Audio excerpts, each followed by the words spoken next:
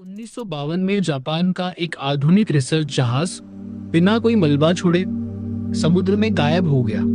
उसका आखिरी संदेश था, आसमान लाल हो रहा है, समुद्र उबल रहा है, हमें बचाओ। सोचिए, एक ऐसा जहाज जिसमें अनुभवी वैज्ञानिक, प्रशिक्षित नाविक और अत्याधुनिक उपकरण मौजूद हो, वह अचानक इस तरह गायब कैसे हो सकता है?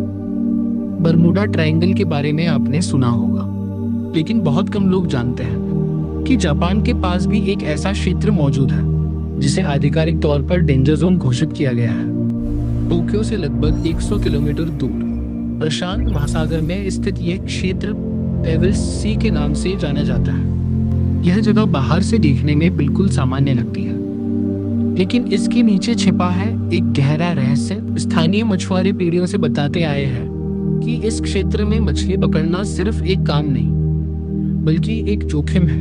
उनका कहना है कि कई बार समुद्र अचानक बदल जाता है, पानी की सतह पर अजीब बुलबुले उठते हैं और कुछ ही पलों में नावों का संतुलन बिगड़ जाता है।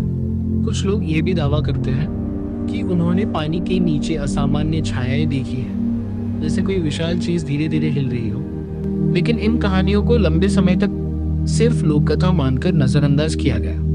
फिर आया 24 सितंबर 1952 का दिन। जापान की समुद्री सुरक्षा एजेंसी ने अपना रिसर्च पोत कायोमारू नंबर 5 रवाना किया।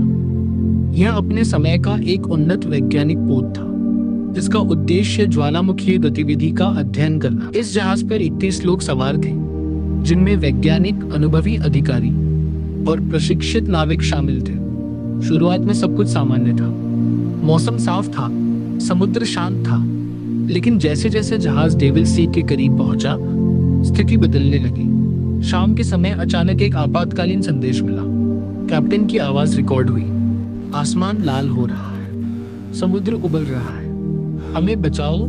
इसके बाद सिग्नल में भारी व्यवधान आया और संपर्क पूरी तरह समाप्त हो गया, और फिर वह जहाज कभी वापस नहीं मिला। जापानी नौसेना ने बड़े स्तर पर खोज अभियान चलाया, लेकिन न कोई मलबा मिला, न तेल का निशान, न कोई शव, जैसे वह जहाज कभी था ही नहीं। इस घटना के बाद इस पूरे क्षेत्र को शिपिंग डेंजर एरिया घोषित कर दिया गया। लेकिन सवाल आज भी कायम है, क्या वास्तव में समुद्र उबल सकता है? क्या आसमान लाल हो सकता है?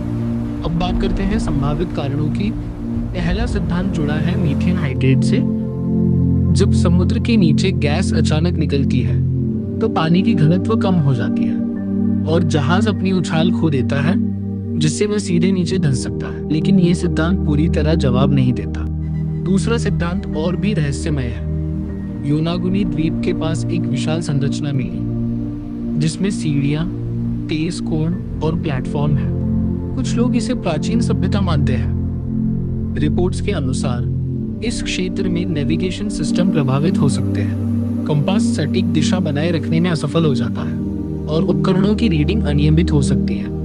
कुछ मामलों में समय मापन उपकरण भी असामान्य व्यवहार करते हैं। यह घटना जापानी कथा ryugu जो से भी जुड़ी है, जहां एक मछुआरा कुछ दिन गया, लेकिन लौटने पर सैकड़ों साल बीत चुके थे।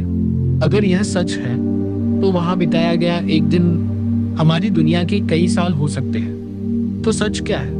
अगर आप उस जहाज पर होते तो आप क्या संदेश भेजते? नीचे कमेंट करें और चैनल को सब्सक्राइब करें।